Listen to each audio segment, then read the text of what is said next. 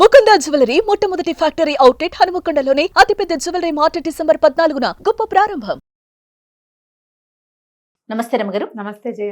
రమగారు, మనకి మార్గశిర మాసంలో గురువారాలకు కూడా ప్రత్యేకమైన విశిష్టత ఉంది. లక్ష్మీదేవికి పూజ చేస్తాం కదండి, ఒకసారి ఆ విశిష్టత మాట్లాడుకుందామండి. ఏటా చెప్తున్నాము, మళ్ళీ ఇప్పుడు కూడా కొత్తగా ఇంకొకసారి చెప్పుకుంటాం. మార్గశిరము పురుషోత్తమ మాసం అని చెప్పుకున్నాం ముందే. మనం విష్ణు సంబంధమైన మాసం. ఇప్పుడు మనం విష్ణు సంబంధమైన మాసాలని ముందు మాసాల్లో కూడా చెప్పాం. అవును. శ్రవణ నక్షత్ర సంబంధమైనది శ్రావణ మాసం. అప్పుడు లక్ష్మీదేవి పూజ విశేషంగా అయ్యవారిని కూడా చదువుకోండి. అక్కడి నుంచి శ్రావణం తర్వాత భాద్రపదం లేదు, ఆశ్వీజం తర్వాత కార్తీకం. ఆశ్వీజ మాసం అంతా దుర్గా పూజ చేసాం. అవును. తర్వాత కార్తీకమేమో దామోదర ప్రీత్యర్థం చేసాం. ఈ మార్గశిరము సాక్షాత్తు విష్ణు స్వరూపం. అక్కడ కార్తీక దామోదర ప్రీత్యర్థం శివాభిషేకం దుర్గాభిషేకం చెప్పుకున్నాం. శివాభిషేకం చెప్పాం, కార్తీక దామోదర ప్రీత్యర్థమే సాలగ్రామ దానం అన్ని కూడా అలా చెప్పాం. ఇక్కడ పూర్తిగా ఇది విష్ణు మాసమే. అయితే ఈ విష్ణు మాసంలో ఉన్న గురువారాలు చాలా ప్రత్యేకమైనవి. మామూలుగా మనం శుక్రవారం లక్ష్మీ పూజ చేయటం మన ఆనవాయితీగా ఉంటుంది. అవును. ఇంచుమించు భారతదేశం అంతా కూడా ఫ్రైడే శుక్రవారం లక్ష్మీదేవికి అని అంకితం చేసి ఉంచుతారు. అవును, చేస్తారు. అట్లాగే ఈ ప్రత్యేక మాసంలో గురువారం కూడా లక్ష్మీదేవికి అంకితం చేయబడి ఉంటుంది. మనం అనంగానే మనం అంతా గురువారం గురువారం అంటాం. లక్ష్మీవారం అనే వాళ్ళు చాలా మంది కనపడతారు. పల్లెటూర్లలో మనం వింటుంటాం లక్ష్మీవారం అంటాం. ఈ శుక్రవారం నాడు ఏ ఏ పనులు చేయకూడదు, డబ్బులు ఇవ్వకూడదు, ఇల్లు తడిపెట్ట పెట్టే ఇల్లు బూజులు దులపకూడదు. కొన్ని ప్రాంతాల్లో ఈ గురువారాన్ని లక్ష్మీవారం అంటాం, మనకు కనిపిస్తుంది. పల్లెటూళ్ళల్లో కనపడుతుంది. అది కాక పల్లెటూళ్ళల్లో మనవాళ్ళు కాదు, తుని ఆ ప్రాంతాలు, విశాఖపట్నము శ్రీకాకుళం ఆ వైపు కొంచెం ఒరిస్సా వైపుకి వెళ్లే కొందికి దాన్ని లక్ష్మీవారంగానే చెప్తారు. లక్ష్మీవారం అంటారు. ఆ రోజున మనం ఇళ్ళు బూజులు దులపటం కానీ, తర్వాత ఏమో చెత్త బయట పడేయటము, పాత సామాన్లు తీసి బయట పారేయటము అలాంటివి కూడా చెయ్యరు. గురు శుక్ర 2 రోజులు పట్టింపే వాళ్ళకి. ఓకే. మనం మిగిలిన రోజులంతా శుక్రవారమే పాటించిన మార్గశిరంలో మాత్రం ప్రత్యేకంగా లక్ష్మీ పూజ చేసుకోవటం ఒక విధానంగా కనపడుతుంది. ఇప్పుడు మనం మామూలుగా అసలు రోజువారీ లక్ష్మీ పూజ కాకుండా మార్గశిర గురువార వ్రతం అని ఒక నోము కూడా ఉంది. నోముకు ఒక నియమం, పూజ అయ్యేదాకా ఏమీ తినకూడదు. గురువారం నాడు నెత్తికి నూనె రాసుకోకూడదు, పూజ అయ్యేదాకా తలకాయ దువ్వుకోకూడదు, ఏమీ తినకూడదు. ముందు చెప్పిందే ఇది. తర్వాత పూజ అయిపోయాక ప్రసాదం పుచ్చుకుని ఈ కథని ఎవరికైనా చెప్పాలి. తెలిసిన వాళ్ళకైనా సరే కథ విను అని ఫోన్లో అయినా కథ చెప్పేయాలి. ఇది నియమం. ఈ నియమం ప్రకారం మనకి ఇళ్లలో ఎవరికైతే మార్గశిర గురువార వ్రతాలు ఉన్నాయో, నోములు వ్రతాలు ఉన్న కుటుంబాలు కొన్ని ఉంటాయి, అలవాటుగా అనుచరణంగా వచ్చినవి. మీకు అలవాటు ఉంటే లక్షణంగా చేసుకోండి మీ పద్ధతుల ప్రకారం. అలవాటు లేదు, మనకు తెలీదు, మనం ఇప్పుడే వింటున్నాం, లేదా 4 ఏళ్ల క్రితం చెప్పడం మొదలుపెట్టాం, 4 ఏళ్ల నుంచి వింటున్న వాళ్ళు, ఇవాళే వింటున్న వాళ్ళు కూడా హాయిగా సంతోషంగా లక్ష్మీ పూజ చేసుకోండి.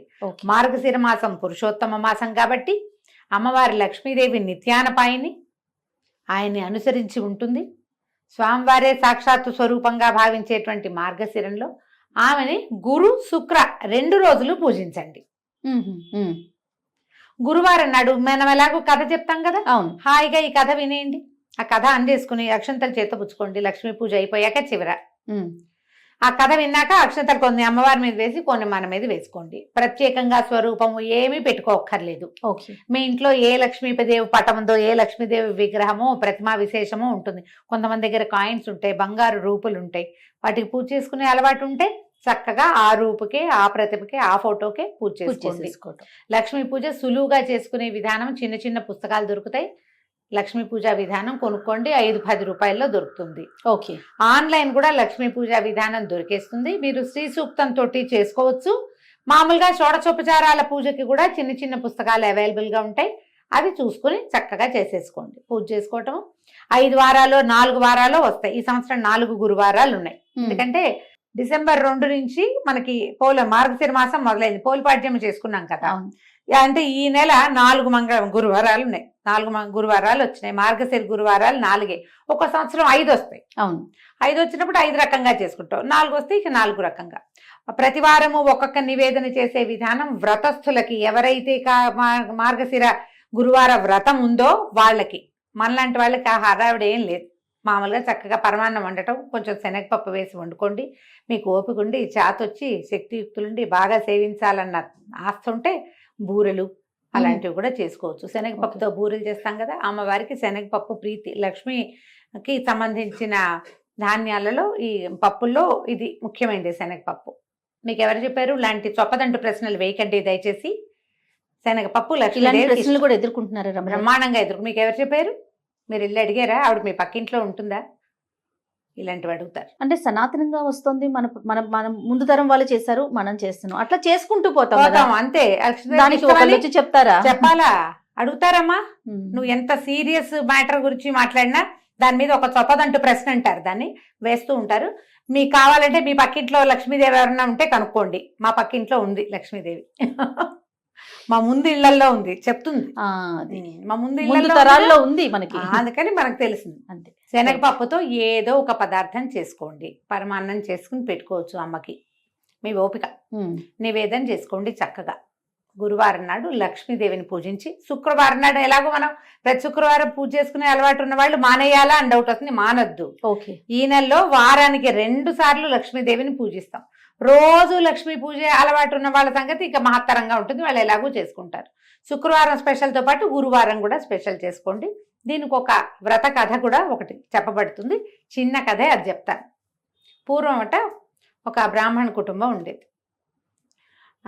పెద్ద భార్య, మొదటి భార్య చనిపోయింది. ఆ భార్యగా సుశీలని ఒక కూతురు ఉండేది.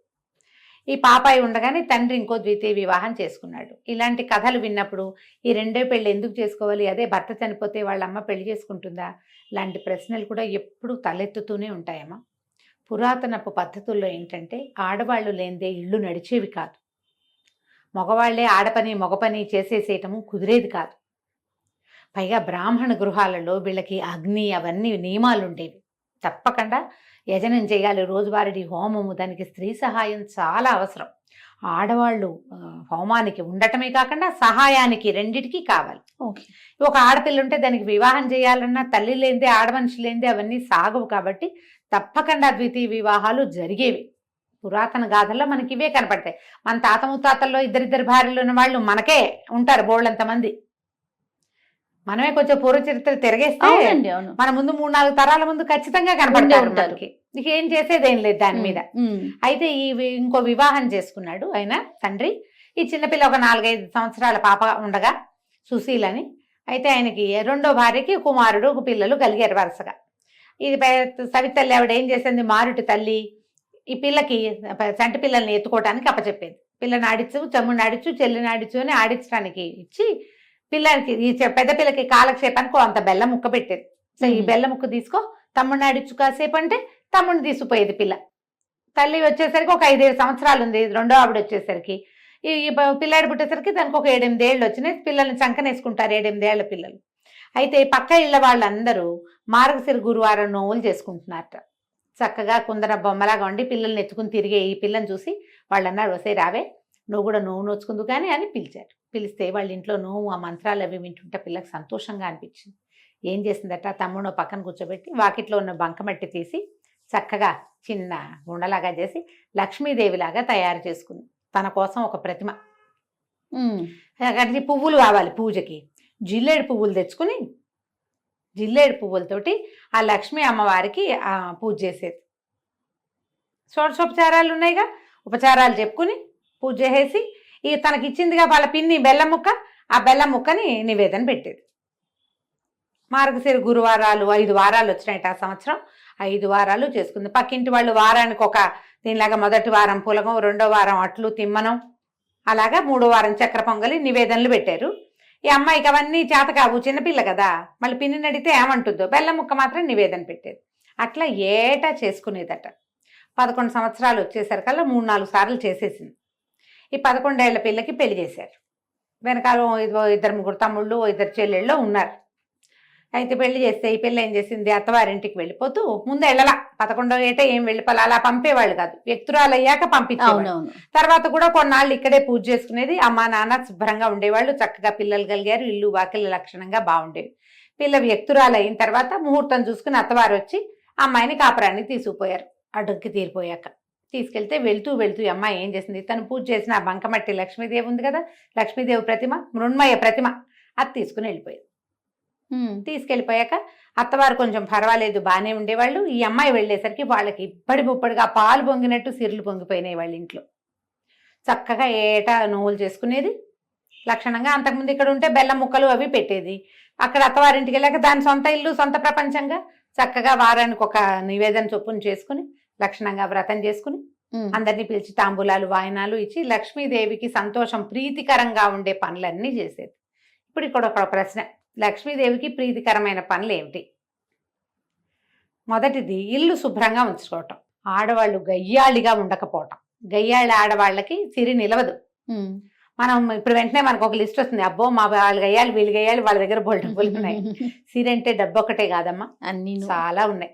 సౌభాగ్యం, భర్తలతోటి ఆనురూప్యం, వాళ్ళతోటి ఒక కలిసి ఉండటం, సంతానము, ఆరోగ్యం, నలుగురిలోను పెంపు, ఘనత, ఇవన్నీ కదా ఐశ్వర్యం అంటే. చక్కగా ఉండేది.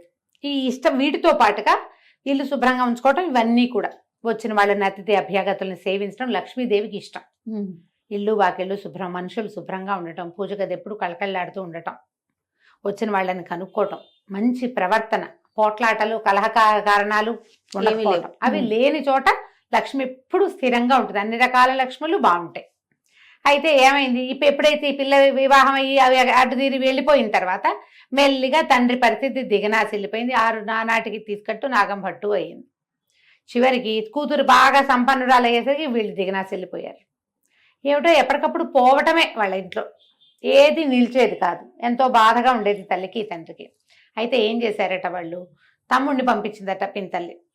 కొంచెం పర్వాలే బాగానే చూసింది, ఎంత పెద్దగా అయ్యాలేం కాదు ఆవిడ. అక్కయ్య దగ్గరికి వెళ్ళరా, మన పరిస్థితి బాగుండలేదని చెప్పు, ఏదైనా ఇస్తే పట్టుకురమ్మని పిల్లవాడిని పంపించింది. కొడుకేమో వెళ్ళాడు వాళ్ళ ఇంటికి.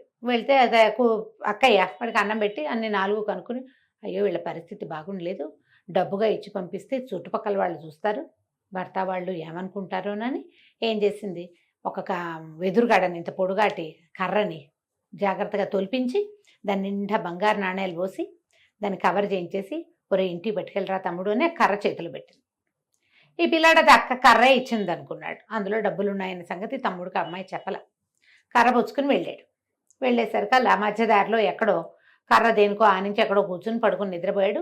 అది వాడి సొంత కర్ర కాదు కదా, అలవాటు కూడా లేదు, మర్చిపోయి వెళ్ళిపోయాడు. ఎవరో చేపాటి కర్ర బాగుందని తీసుకుపోయారు. వాళ్ళ అదృష్టవంతులైతే వాళ్ళకి దొరుకుంటుందా లక్ష్మీదేవి. తల్లి అడిగింది, ఏమి ఇచ్చిందిరా అక్క అంటే, ఏమో నమ్మ కర్ర ఇచ్చింది, అది నేను ఎక్కడో వదిలేశాను అన్నాడు. ఆవిడకి అర్థం కాల, కూతురు ఏం పంపింది ఏమిటి సంగతి. మళ్ళీ కొన్నాళ్ళు పోయాక మళ్ళా కొడుకుని పంపించింది. కొడుకుని పంపిస్తే ఈ అమ్మాయి ఏం చేసింది, ఈసారి నాన్న కోసం ఒక జత చెప్పులు కుట్టించాను, చెప్పులు పెట్టుకెళ్ళమని ఆ చెప్పులు జాగ్రత్తగా పక్క కుట్లు ఊడదీసి చెప్పులు నిండా బంగారం కాసులు పెట్టి కుట్టించేసి చేతిలో పెట్టింది. ఇప్పుడు చెప్పలేదు. పిల్లాడు చెప్పకూడదు, ఊరికే చెప్పులు నాన్నకి అంటే పట్టుకుపోతాడు అనుకుంది. ఒక గుడ్డలో చుట్టిచ్చింది. వాడు ఆ చెప్పుల మూట దీని మీద పెట్టి ఒక గట్టు మీద పెట్టి చెరువు గట్టును పడుకున్నాడు చల్లగాలికి. ఎవరో చెప్పులు పెట్టిపోయారు. 3వసారి మళ్ళీ పంపించింది తల్లి 2 నెలల తర్వాత.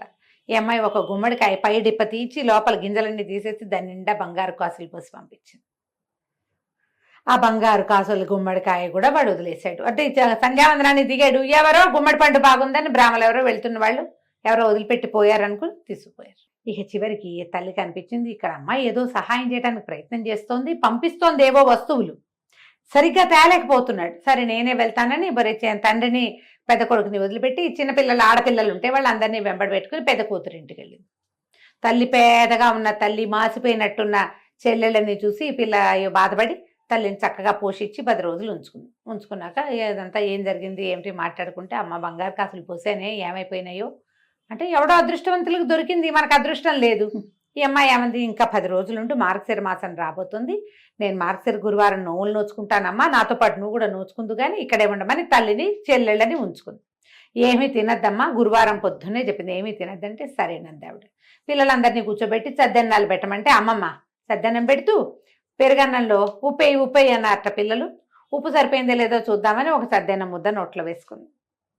కూతురు, అయ్యో అమ్మ అన్నం తిన్నావు ఇంకేట పనికి వస్తుంది, తినకూడదుగా, మెతుకు కూడా పోకూడదు లోపలికి. కూతురు నోచుకుంది నోము. తల్లి సర్దు కూరుకుంది, ప్రసాదం తిని ఊరుకున్నారు. రెండో వారం ఏం చేసింది, పిల్లలకి నెత్తికి తలగా నూనె రాస్తూ ఆ నూనె చేతులు నెత్తికి రాసుకుంది. చాలా మంది చేస్తాం అట్లా. ఇప్పుడు మాయిశ్చరైజర్ కూడా ఎక్కువ పోసుకున్నాం అనుకో చేతిలో, ఎవరో ఒకరి చేతిలో రాసేస్తాం. ఆ నెత్తికి రాసుకునేసరికి నూనె రాసుకోకూడదు, అసలు నూనె రాసి తలంటి చేయకూడదు గురువారం నాడు. మామూలుగానే పనికిరాదు, ఇప్పుడు అస్సలు పనికిరాదు, పూజకు పనికిరాదు, నోముకు అడ్డంకి. 2వ వారము పోయింది. 3వ వారం కూతురు ఏం చేసింది, అమ్మ ఇట కాదు, నువ్వు పని చెయ్యి, నేను గొయ్యి తీసి గోతులో కప్పెడతాను, నిన్ను గోతులోనే కూర్చో, బయటికి రావద్దు. తర్వాత పూజ పనంతా తెముల్చుకుని పూజకు ఏర్పాట్లు అయ్యాక నేను లేవదీస్తాను, అప్పుడు నీళ్లు పోసుకుని పూజలో కూర్చుందు. కానీ నీ తల్లిని ఒక దేనికోసమో తీసిన గోతిలో కూర్చోబెట్టి పైన ఒక చిన్న పల్చటి చెక్క ఒకటి అడ్డం పెట్టి అమ్మాయి పని చేసుకుంటుంది. ఈ పిల్లలు ఏం చేశారు, 5-6 ఆడపిల్లలు, అమ్మాయికి పిల్లలు ఉన్నారు, పిల్లల్ని తెచ్చింది కదా ఈవిడ కూడా. పిల్లలు ఆడుకుంటూ అరటిపళ్ళు తిని తొక్కలు పడేశారు. ఈ పల్చటి చెక్క వీళ్ళు ఇడిదిరిగా చెక్క తొలగిపోయి అరటిపండు తొక్కు ఈవిడ దగ్గర పడింది. ఈవిడ అప్పటికి 2-3 గంటల నుంచి ఆ గోతలో కూర్చునుంది. అరటిపండు చేత్తో పుచ్చుకుంటే దాని లోపల అడుగుని ఇట్లా గుజ్జల్లే ఉంటుంది కదా, ఊరికే ఇట్లా గోరుతోటని ఇలా 4కి రాసుకుంది. 3వ వారం కూడా పోయింది. అమ్మ ఏమి తినలేదు కదే అని అడిగితే, కాదే అరటిపండు తొక్కలో లోపల గుజ్జు నోట్లో వేసుకున్నానమ్మా అనేసరికి పనికిరాలి. ఇక 4వ వారం అమ్మ ఏం చేసిందిట కాదని తల్లిని పొద్దున్న లేవగానే ఆవిడ తన చెంగుగా ఆవిడ చేయి కట్టేసుకుని, నువ్వు నాతోటే ఉండు, నువ్వు ఇంకేం పని చేయదు, నా వెనకాలే ఉండని తల్లితోటే అటు ఇటు తిరిగి మొత్తానికి సరిగ్గా పూజ జరిగే వేళకి స్నానం చేయించి కూర్చోబెట్టింది. తల్లి పిల్ల ఇద్దరు నూనె నోచుకున్నారు. తాంబూలాలు వాయనం పెట్టారు లక్ష్మీదేవికి. పెట్టి లక్ష్మీదేవిని ప్రార్థించింది. ఈ ప్రతిమ ఉంది కదా, ఆ ప్రతిమలో నుంచి లక్ష్మీదేవి లేచి వచ్చేదట అమ్మాయి దగ్గరికి. లేచి వచ్చి కూతురు వాయనం తీసుకుని తల్లి వాయనాన్ని వదిలిపెట్టేసింది.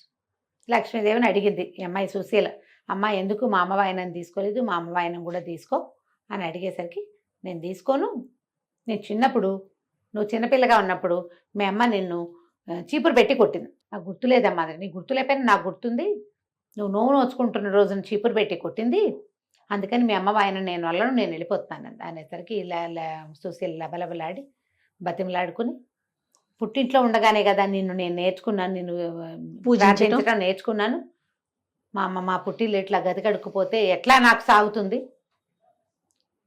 నా తమ్ముళ్ళు అందరూ బాగుండాలి కదా అని బతిమలాడి అమ్మతో క్షమాపణలు చెప్పించి ఇంకెప్పుడు చేయదు, ఎప్పుడూ చేయలేదు. ఆ రోజు ఏదో చంటి పిల్లలతోటి బాధపడుతూ మా అమ్మ అట్లా ఉద్రేకంలో చేసింది, తర్వాత నన్ను బాగా చూసుకుంది, నాకు పెళ్లి చేసింది, పురుళ్ళు పోసింది అని బతిమలాడి లక్ష్మీదేవిని ఒప్పించింది. అప్పుడు ఆవిడ ఆ వాయనం తీసుకుందట. ఆ తర్వాత ఆ తండ్రికి అన్ని రకాలుగాను కలిసి వచ్చింది. తండ్రి పిల్ల తర్వాత చెల్లెళ్ళు పెళ్ళిళ్ళు అయినాయి, తమ్ముడికి పెళ్ళి సంతానం కలిగింది, పుట్టిల్లు కూడా చక్కగా ఉంది. దీంట్లో ఈ కథలో నీతి ఏమిటి, మనతో పాటు మన పుట్టిల్లు కూడా బాగుండాలని కోరుకోవాలి.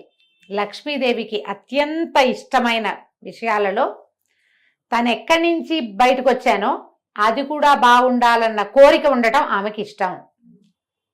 పుట్టింట్లో అదంతా లాగేసుకుని అత్తారింట్లో దాచిపెట్టుకునే రకాలు ఎన్ని ఉన్నాయి, ఇప్పుడు చాలా ఉంటాయి. ఈ రకాలు మార్చుకోండి. పుట్టిల్లు వృద్ధి కావాలని కోరిక ప్రార్థించేటప్పుడు దేవుడికి దండ పెడతాం, మా ఆయన, నా పిల్లలు, మా అత్తగారు, మా ఇల్లు, మా ఇంటి పేరు, అదొకటే కాకుండా పుట్టింటిని కూడా ఆడవాళ్ళు కోరుకోవాలని ఈ కథ చెప్తుంది. ఈ కథ విని అక్షంతలు వేసుకోవడం, అమ్మవారి మీద అక్షంతలు వేసి మన మీద కూడా అక్షంతలు వేసుకోండి. పూజ అయిపోయినట్టే.